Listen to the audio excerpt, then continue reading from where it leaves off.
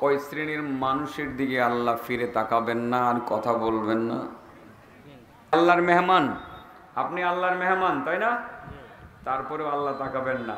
মেহমান হয়ে যাইতেছেন, রাস্তা থেকে আল্লাহ ফেরত দিবেন, মেহমান হয়েছিল তো তুমি যাও গা, আমি তোমারে মেহমান হিসাবে আর নিলাম না। নাউজুবিল্লাহ বলবেন না? সহজে তো মেহমান হওয়া যায়। আপনি নামাজের জন্য বের হলেন ঘর থেকে উজু করে, আপনি আল্লাহর মেহমান। তাছাড়াও আল্লাহর মেহমান আরও আছে। এই মাসটা কি শাওয়াল মাস না? হ্যাঁ, শাওয়াল মাস না? হজের মাস তো, হজের মাস না? হ্যাঁ, মৌসুমুল হজ।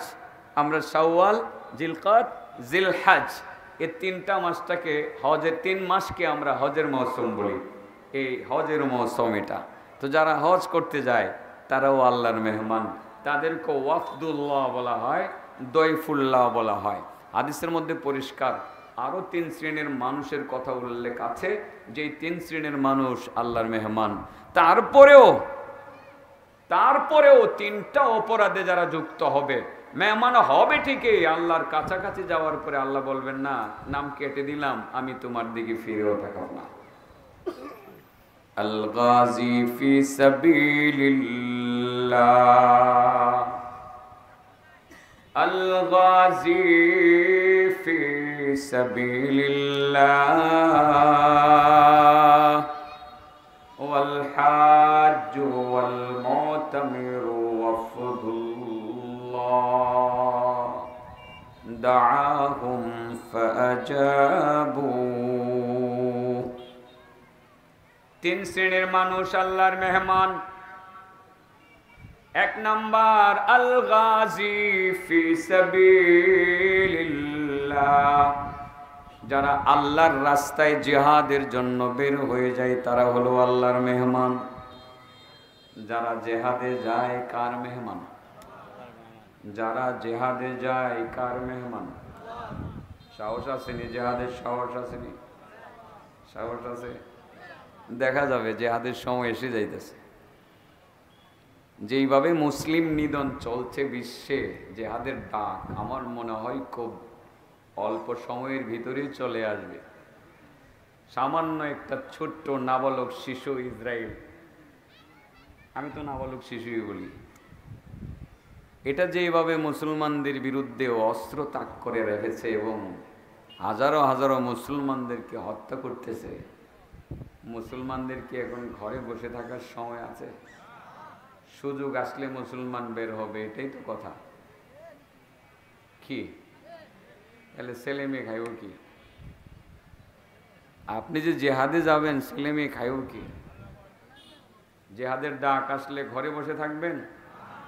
হ্যাঁ, জেহাদের ডাক চলে এসছে, আপনাকে মাঠে নামতে হবে। সন্তানের দোহাই দিয়ে, সম্পদের দোহাই দিয়ে, স্ত্রীর দোহাই দিয়ে, নানান অজুহাত দিয়ে আপনি ঘরে বসে থাকবেন। 80 বৎসর টানা নামাজ পড়েছিলেন, 80 বৎসর টানা ইবাদত করেছেন, 80 বৎসর টানা রোজা রেখেছেন, 80 বৎসরে 45 বার হজ করেছেন। আপনার প্রত্যেকটা ইবাদত মুহূর্তের মধ্যে ধূলিসাৎ হয়ে যাবে। নামাজ রোজার কোনো মূল্য নাই। জিহাদের ডাক আসলে যাওয়া লাগবে। আমার মনে হয় ডাকটা খুব কাছাকাছি সময়ে চলে আসতে পারে। মুসলমান রেডি থাকতে হবে। যেদিক থেকে যেদিকে তাকায় সেদিকে মনে হয় যে ইসলামের বিরুদ্ধে ষড়যন্ত্র সুপরিকল্পিতভাবে চলছে। আরে বুঝেন না, এখনো ঘুমিয়ে আছেন। আপনাদেরকে ঘুম পাড়াইয়াই মূলত ইসলামের বিরুদ্ধে দুশমনরা কর্মকাণ্ড চালিয়ে যাচ্ছে। আজকে শিক্ষা কারিকুলামে মুসলমানদের ঈমান বিধ্বংসী কর্মকাণ্ড ঢুকে দেওয়া হচ্ছে। ইসলাম ধর্মের ভয়ে মূর্তির ছবি ছাপানো হচ্ছে। তারপরেও যখন বলা হয় দেখব না কি হয়েছে, দেখতেছি, দেখা যাক কি করা যায়, এখনো তারা দেখা যাকের মধ্যে আছে। অনতিবিলম্বে ইসলামের বিরুদ্ধে ষড়যন্ত্র বন্ধ করা হোক, নচেত মুসলমান ঘরে বসে থাকবে না। কি বসে থাকবেন? এই মিয়া, অনেক ডর, অনেক ভয়, মারা যাবেন, জেলে যাবেন। আরে যাবেন তো জেলে, তাতে কি? মামুনুল হক জেলে গিয়ে দেখাই দিছে না কি হয়েছে? কি হয়েছে? জেলে গিয়ে বহু আলেম মারা গেছে, কি হয়েছে? জান্নাতের রাস্তার খোঁজ পেয়েছে, সুঘ্রাণ পেতে পেতে জান্নাতের দিকে রওনা দিয়েছে। সর্বক্ষেত্রে জিহাদের জন্য রেডি থাকতে হবে। জানি না কই দিন বাসি, রেডি? বলেন কয় শ্রেণীর মানুষ আল্লাহর মেহমান? এক নাম্বার আল গাজী ফি সাবিলিল্লাহ, যারা আল্লাহর রাস্তায় কি করে, মানে আল মুজাহিদুনা ফি সাবিলিল্লাহ, আল গাজী ফি সাবিলিল্লাহ আই আল মুজাহিদ ফি সাবিলিল্লাহ, যারা আল্লাহর রাস্তায় জিহাদের জন্য প্রস্তুত এবং জিহাদের জন্য মাঠে প্রস্তুত, তারা সরাসরি আল্লাহর মেহমান। তারপরেও কিন্তু তিতা লাগবে, এখানে তো মিঠা লাগতেছে না, এটার মধ্যে আমি কিছু চিরতার পানি ঢেলে দিই। সমস্যা আছে কিছু, সমস্যা আমাদের মধ্যে, মানুষের মধ্যে নেই, সমস্যা তো আমাদের মধ্যে। যেই কারণে আমাদের এত সমস্যা, আমাদের এত পরাজয়, এত কষ্ট, আমাদের এত দিক থেকে নির্যাতনের শিকার হতে হচ্ছে, বিষয়টা খুবই গুরুত্বপূর্ণ। বলেন কয় শ্রেণীর মানুষ আল্লাহর মেহমান? এক নম্বর যারা কি করে, আবার বলেন এক নম্বর কি, আবার বলেন এক নম্বর কি? এটা মুখস্থ করবেন, এটা মুখের যত্ন থাকবে। জেহাদ শুনলে যাতে মনে হয় জেহাদ এটা ইসলামের অবিচ্ছেদ্য অংশ, এটাকে যাতে সন্ত্রাসী কর্মকাণ্ডের সাথে কেউ মিলাতে না পারে। জিহাদ আর সন্ত্রাস দুইটা এক জিনিস না। বলেন জিহাদ আর সন্ত্রাস দুইটা। সন্ত্রাসী কর্মকাণ্ড হয় সমাজে বিশৃঙ্খলা সৃষ্টি করার জন্য, অশান্তি সৃষ্টি করার জন্য, আর জিহাদের প্রবর্তন হয়েছে বিশৃঙ্খলা দূর করে শান্তি সুপ্রতিষ্ঠিত করার জন্য। বেশ কম আছে না নাই? বেশ কম আছে।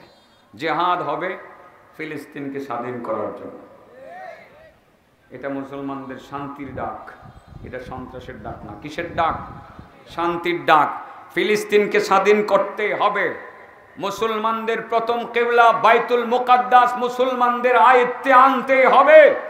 ইহুদিবাদী চক্র যারা খাইবার থেকে বিতাড়িত হয়েছে, মদিনা থেকে খাইবারে বিতাড়িত হয়েছে, খাইবার থেকে বিশ্বের বিভিন্ন জায়গায় যারা বিতাড়িত হয়েছে, যাদের নিজস্ব এক খণ্ড জমিন পর্যন্ত নাই, যারা আজকে ষড়যন্ত্র করে মুসলমানদের প্রথম কিবলা বাইতুল মুকাদ্দাসকে দখল করে রেখেছে, তাদের হাত থেকে বাইতুল মুকাদ্দাস পুনরুদ্ধার করার জন্য যে জিহাদটা হবে, এই জিহাদ হবে সারা বিশ্বের জন্য শান্তির জিহাদ এবং শান্তির ডাক। এটার মধ্যে অশান্তি বলতে কিছু নাই।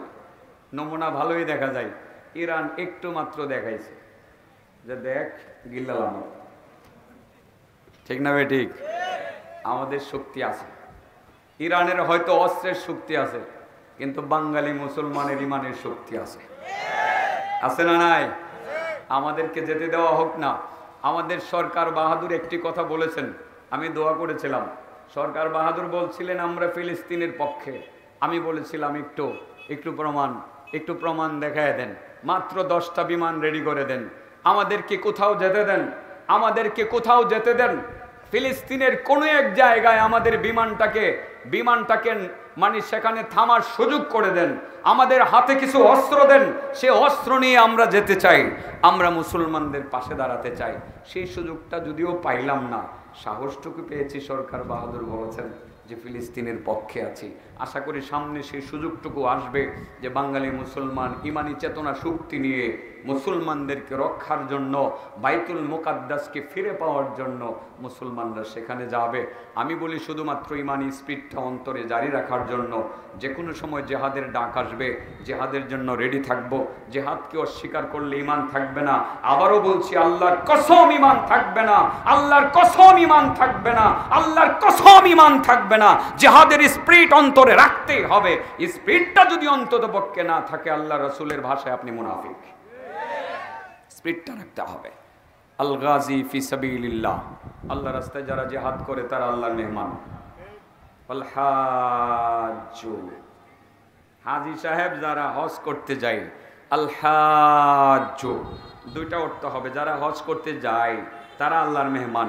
আর আল হাজ ইসমে ফাইলের আগে যদি আলিফ লাম যুক্ত হয় তখন হয় আল্লাযী হাজ্জা, যে হজ করে ফেলেছেন। তো যারা হজ আপনারা করে ফেলেছেন, হজ করে এসছেন 2021 সালে, আপনি হজ করে এখানে এসে বসেছেন, যারা এবার হজ করতে যাচ্ছেন তারাও আল্লাহর মেহমান, যারা হজ করে এসেছেন তারাও আপনারা আল্লাহর মেহমান। সুবহানাল্লাহ বলেন। এবার আলহামদুলিল্লাহ বলেন। অনেক হাজি আছেন আল্লাহর মেহমান। ওয়াল মুতামির, মুতামির মানে যারা উমরা করে, উমরাকারী, তারাও আল্লাহর মেহমান।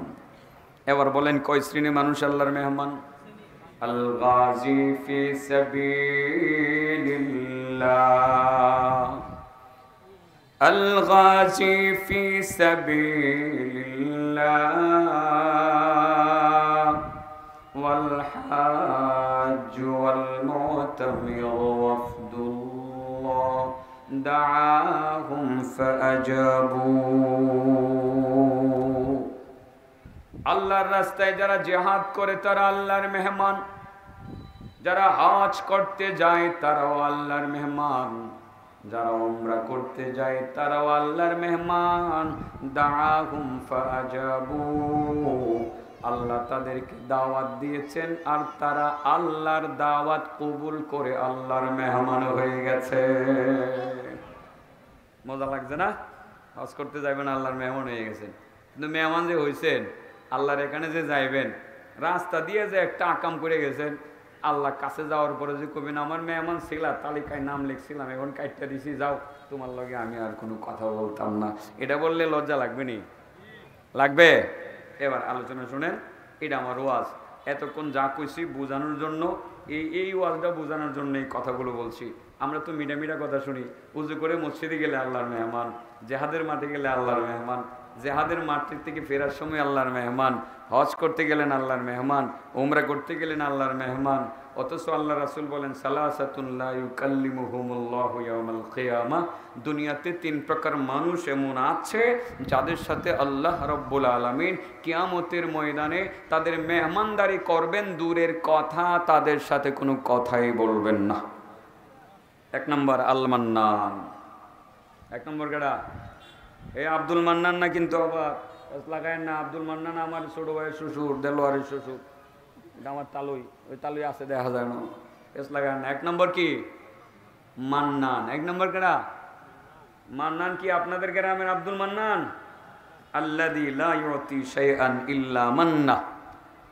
মান্নান বলা হয় ওই ব্যক্তিকে, যেই ব্যক্তি মানুষের ভালো কিছু দেয়, টাকা পয়সা দেয়, অনেক কিছু দেয়, উপকার করে, কল্যাণ করে, দান করে, এটা কইরা কইরা একটু একটু খোঁটা দেয়, একটু একটু কি দেয়? জিহাদ করছে, জিহাদের মাঠে গিয়ে আমি মর্দে মুজাহিদ জিহাদ করছি, দেশের জন্য কি করি নাই, তোমাদের জন্য কি করি নাই, আমি এটা করেছি সেটা করেছি, আজকে তোমরা আমার উপরে কথা বলো, এটাও মানলাম। এটাও কি? এ মিয়া, কয়দিন আগে না তোমার 1000 টাকা দিয়ে উপকার করছি, আমার টাকা খাইয়ে আজকে আমার সামনে এসে তুমি এইভাবে দাঁড়াও? এর নাম মান্নান। এর নাম কি? মান্নান। যারা উপকার করে খোঁটা দেয়, যারা মানুষের কল্যাণ করে, মানুষকে দান করে, সদাকা করে, এগুলো করে যারা কি দেয়? খোঁটা দেয়, তাদেরকে কি বলা হয়? মান্নান বলা হয়। আপনি নামাজ পড়েন, অভ্যাস অনেক ভালো, রোজাও রেখেছেন, হজও করেছেন, উমরাও করেছেন, কিন্তু মাঝে মধ্যে একটু একটু খোঁটা দেওয়ার অভ্যাস আছে। কি দেওয়ার অভ্যাস আছে?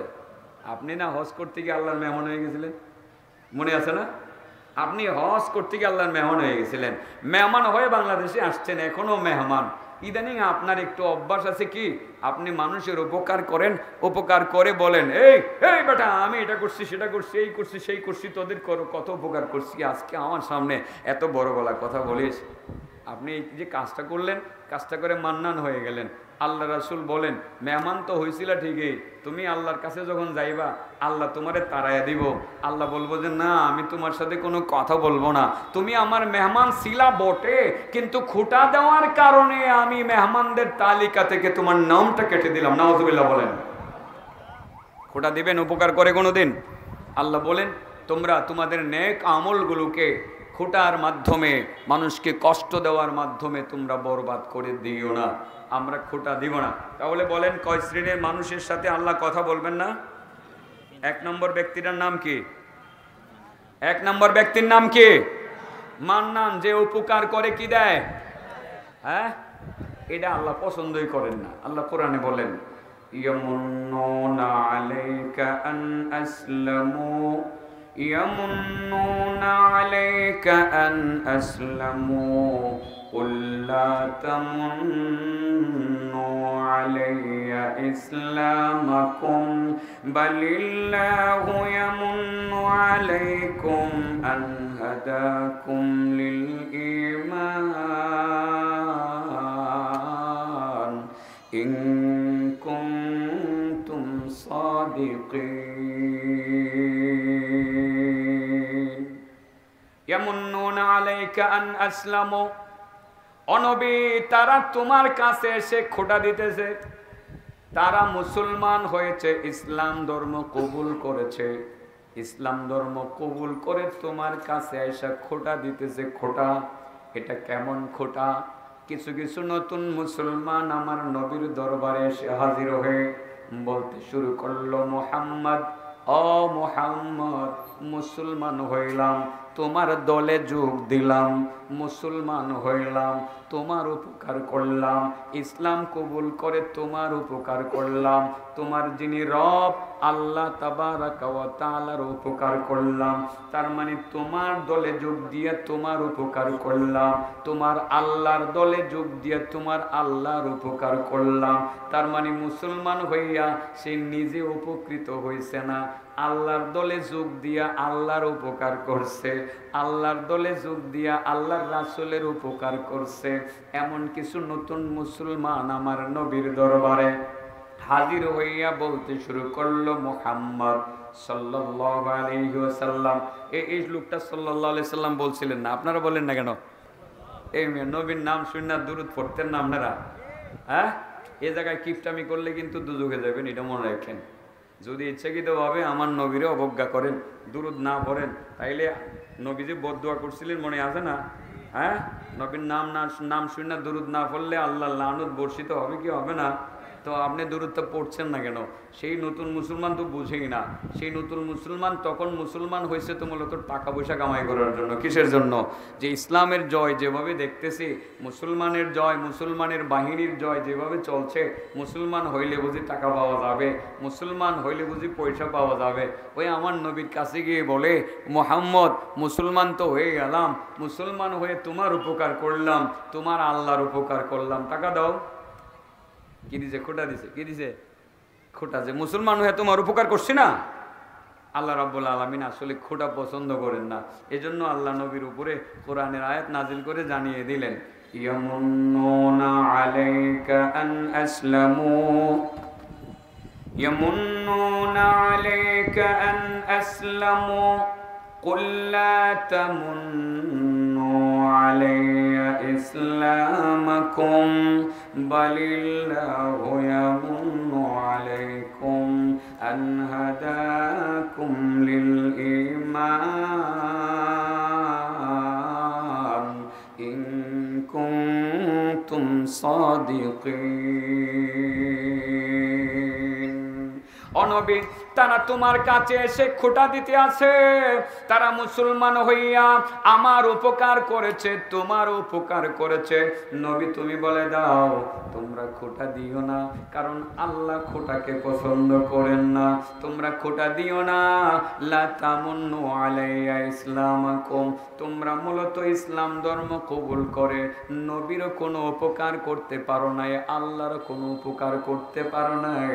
বরং তোমরা যে মুসলমান হইছো, আল্লাহ যে তোমাদেরকে মুসলমান বানাইছেন, বরং আল্লাহ নিজেই তোমাদের উপকার করেছেন। ঠিক না বেঠে? আলহামদুলিল্লাহ বল। আপনি কি আল্লাহর কাছে বলছিলেন যে আল্লাহ আমারে মুসলমান বানাও? আল্লাহ তো ইচ্ছা করলে আপনার হিন্দু ভদ্রলোকের ঘরে জন্ম দিয়া সবিনয় চন্দ্র পাল বানাইতে পারতেন, ঠিক আছে না? আল্লাহ সেটা না বানায় আপনাকে বানাইছেন আব্দুল করিম, আব্দুর রহিম। আপনি আল্লাহর কাছে কিছু বলছিলেন?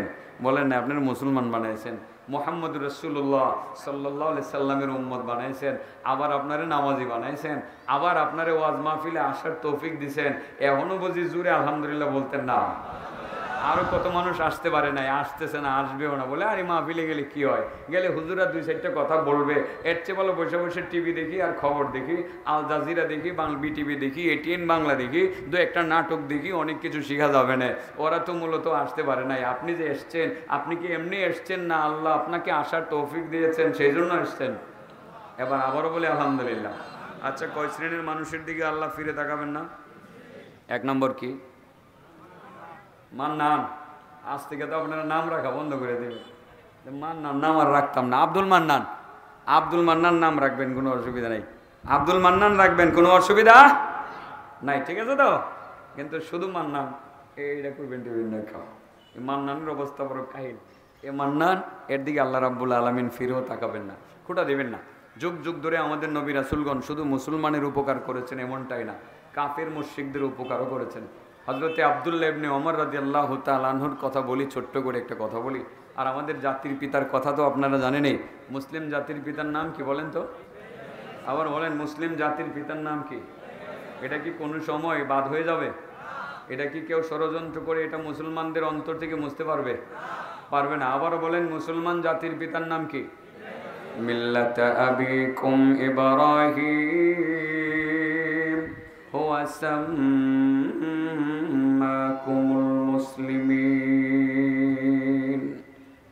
মিল্লাতা আবিকুম, তোমাদের জাতির পিতা ইব্রাহিম, এর মিল্লতেই তোমরা আছো। ওয়া সাম্মাকুমুল মুসলিমিন, তিনি তোমাদেরকে মুসলমান বলে নামকরণ করেছেন।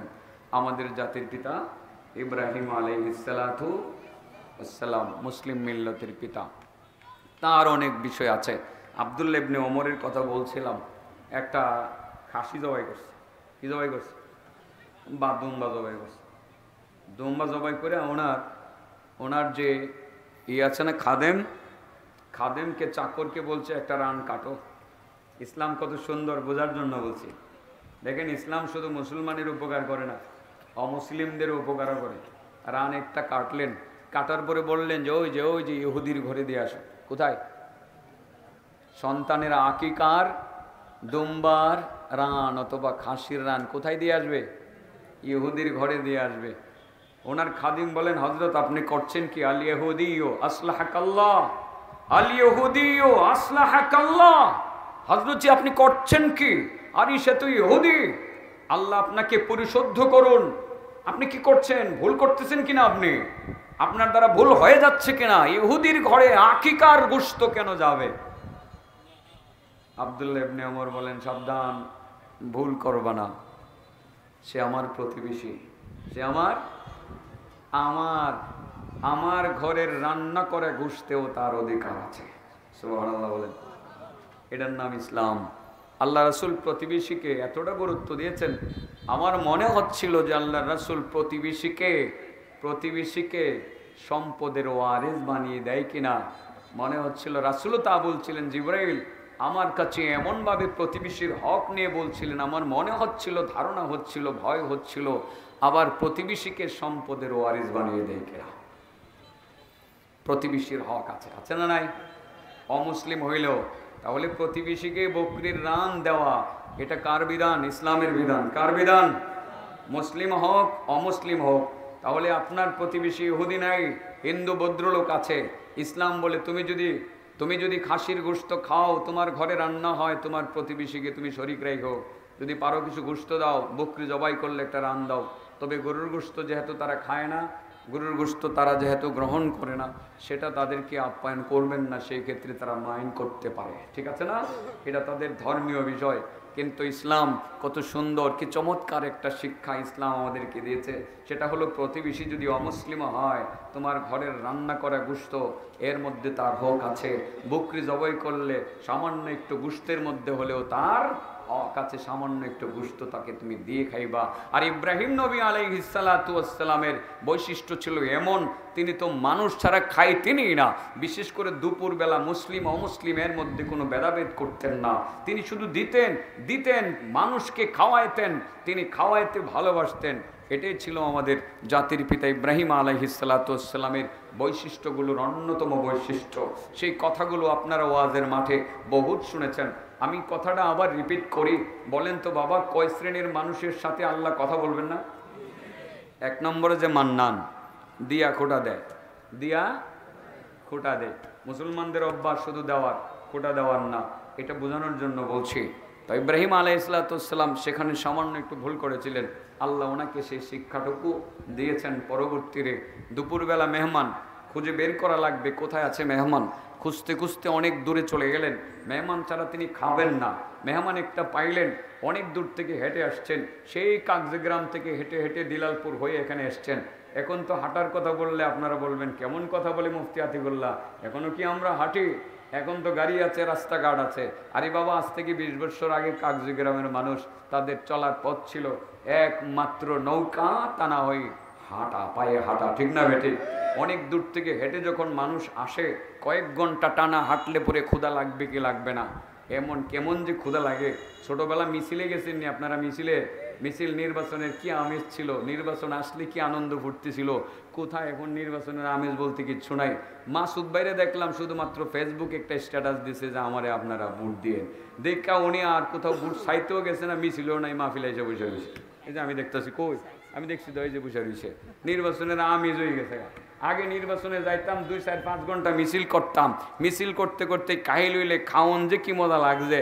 1 টাকা দিয়ে একটা বনরুটি কিনা খাইলে যে কি মজা লাগছে, এই মজাটাই নাই। নির্বাচনও নাই, আছে নির্বাচন, এটা হাওয়ায় উড়ে গেছে। ভালো হয়েছে, মোটামুটি ভালো হয়েছে। আমাদের বুট কেন্দ্রের ডাউন লাগে না, ঠিক আছে।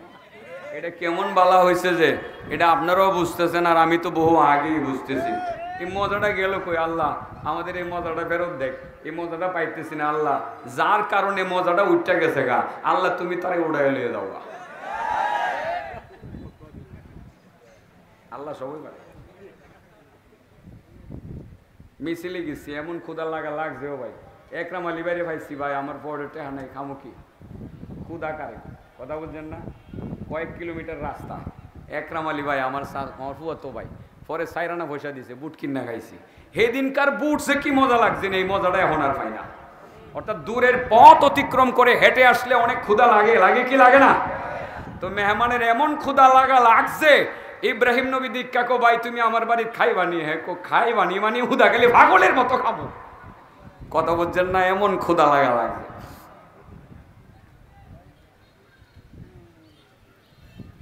সময় আসেও এসব কিছু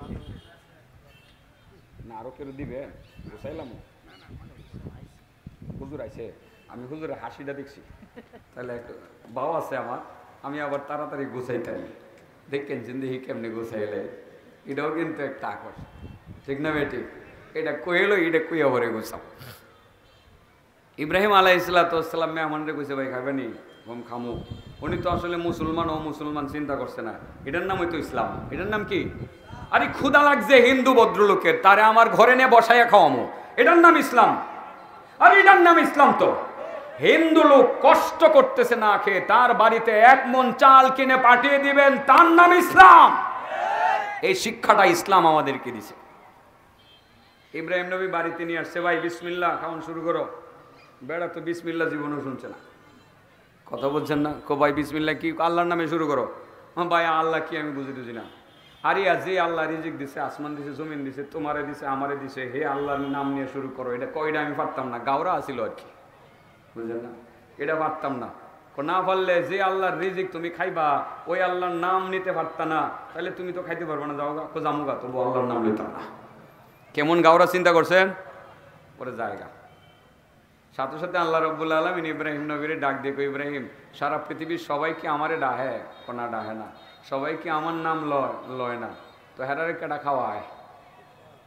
আল্লাহ তুমি খাওয়াও। এত এত কাট্টা কাফের আমার নাম লয় না, লক্ষ লক্ষ কাট্টা কাফেরকে যদি আমি খাওয়াইতে পারি, তুমি একটা কাট্টা কাফের রে খাওয়াই তারলা না? এই ইব্রাহিম ভুল করে লাইছো। ইব্রাহিম নবী আবার বুঝছিনি বুঝ যা ভুল তো হয়ে গেছে। এবার কি করি মহা মুশকিল। এবার দিছে দৌড়, গিয়ে দেখে একেবারে গেছে গা দিলালপুর নৌকাগড়া। ভাই আমার বাড়িতে তুমি খাইবা? না খাইতাম না। তুমি কি কও? বিসমিল্লাহ বলতাম, এটা আমি পারতাম না। ভাই তোমার কিচ্ছু কমন লাগতো না, খালি খাইবা, তুমি খালি খাইবা। তো তাইলে অসুবিধা নেই, দস্তরখানে খাবার রেডি করছে, এবার আর কিচ্ছু করে না, ভাই তুমি খাও। এর কথা হইলো একটু আগে আমারে উড়াই দিল, আর এখন জামাই আদর করে খাওয়াইতেছে। কারণটা কি ভাই? ইব্রাহিম তুমি আমার এখানে জামাই আদায় করে খাওয়াইতেছো, কারণ কি? এখন তো কিছু কওটাও না। কো ভাই আসলে কইতাম যে তোমারে যে দস্তরখান থেকে উঠাই দিছিলাম, আমার আল্লাহ বড় রাগ করছে। আল্লাহ বলছে আমি এত লক্ষ কোটি কাফেরদেরকে যদি খাওয়াইতে পারি, তুমি একজন কাফেররে খাওয়াইতে পারলা না, আমার আল্লাহ আমার একটা ধমক দিছে। এই জন্য ভাই তোমারে আনছি খাওয়াইবার লেগা, ভাই তুমি খালি খাও, আমার আর কোনো তোমার ব্যাপারে আমার আর কোনো বক্তব্য নাই। সেই কাফেরই কয় ইসলাম বুঝি এত সুন্দর, ইসলাম বুঝি এত সুন্দর, আল্লাহ এত ভালো, আল্লাহ এত বড় মেহেরবান, ইব্রাহিমের ধর্ম এত সুন্দর, ইব্রাহিমের রব এত নেই নীতিবান, এই ধর্মটাই তো সত্য ভাই ইব্রাহিম। আমি খায়ামও কথা ঠিক, কিন্তু আগে তোমার ধর্মটা কবুল করবো, এরপর খাও। এর নাম ইসলাম। এর নাম কি? ইসলাম। ইসলাম শুধু খাওয়াবে, কি দিবে না?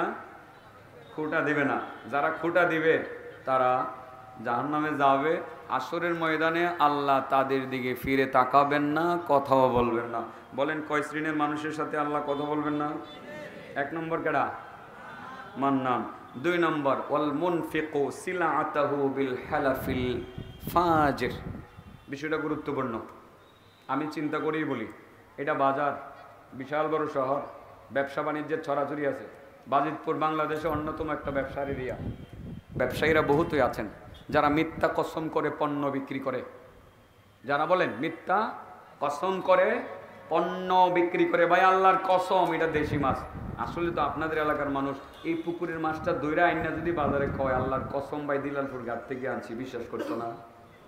বিশ্বাস করবো তো? এই হুজুরি কইব আল্লাহর কসম করে কইছে এটা দিলালপুর ঘাট থেকে নদীর মাছটা আনছে, মাছটা কিন্তু এই পুকুরের মাছ 300 টাকা কেজি, দিলালপুর ঘাটের মাছ হলো 550 টাকা কেজি, ঠিক না ভাই? ঠিক। তাহলে আপনি যে কসম করে মাছটা বিক্রি করলেন, মিথ্যা কসম করে, নামাজ পড়তেছেন, রোজা রাখতেছেন, উজু করছেন, হজ করছেন, জিহাদ করছেন, সবই আগে করে লাইছেন, ইদানিং আপনি মিথ্যা কসম করে পণ্য বিক্রি করতে আছেন। হাসরের ময়দানে আল্লাহ আপনার দিকে ফিরেও তাকাবেন না। কয়টা হইল? 4 নম্বরটা শুনলে রাগ করতেন না তো? হ্যাঁ, অল মুসবিলু ইজারা। লুঙ্গি পরেন না, পায়জামা পরেন না। 3 নম্বরটা লুঙ্গি পরেননি, পায়জামা পরেননি। কইবেন হুজুর এটা আবার কি? হুজুর এটারে এত কঠিন করে কইলেন? এটা অনেক গুরুত্বপূর্ণ, এটা আমার আল্লাহ নবীর কথা, এটারে মানুন লাগবো। যারা লুঙ্গি পরে পায়জামা পরে টাকনুর নিচে, কিসের নিচে? টাকনুর নিচে এ নামাজ পড়বো, রোজা রাখবো, হজ করবো, জাকাত দিব, আল্লাহ কয় হাসরের ময়দানে আমি তোমার দিকে চাইতাম না। নাউজুবিল্লাহ বলেন। বলেন কয় শ্রেণীর মানুষের সাথে আল্লাহ কথা বলবেন না?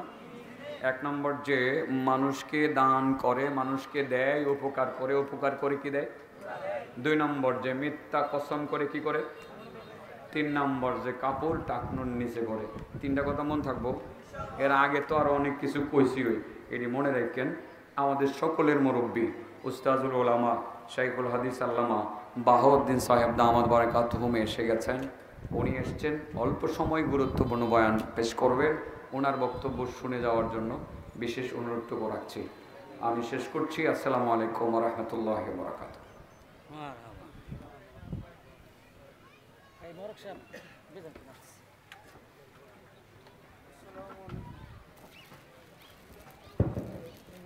সম্মানিত উপস্থিতি, আপনাকে উঠবেন না, এখনো প্রায় 20-25 মিনিট সময় আছে। আপনাদেরকে একটি সুখবর দিই, আমাদের আলী হাসান ওসামা সাহেব এবং আরিফ বিন হাবিব দুজনেই এসে গেছেন ইনশাআল্লাহ। দুজনেই বাদ মাগরিব থেকে এশা পর্যন্ত বয়ান করবেন, বাদ এশা বয়ান করবেন। গুণী সবাই এসে গেছেন।